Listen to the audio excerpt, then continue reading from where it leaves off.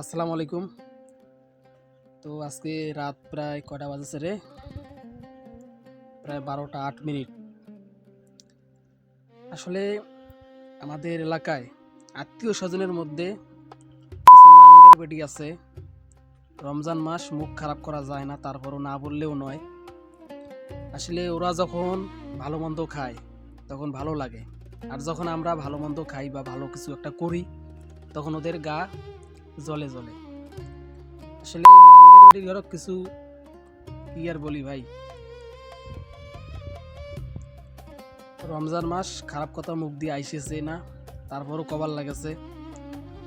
আসলে ওরা সারাদিন রোজা থাকি সুদের টাকা উড়িয়ে আর ইফতারি খায়, আবার বড় বড় কথা কয়, লেকচার শোধায়।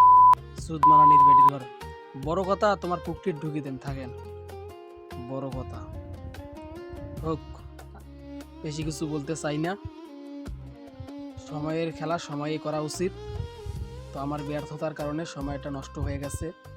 যাই হোক, আল্লাহ পাক সারা জীবন কপালে এরকম খারাপ থবে না। অবশ্যই কষ্টের পর সুখ এটা আসবে, কষ্ট করলে সুখ আসবেই। তো যাই হোক, সবাই ভালো থাকেন আর সুদমানা নিয়ে বেটির ভাইয়ের জন্য না দোয়া করেন, আমার সাথে যাতে একটা খেলা মাঠে খেলতে পারে।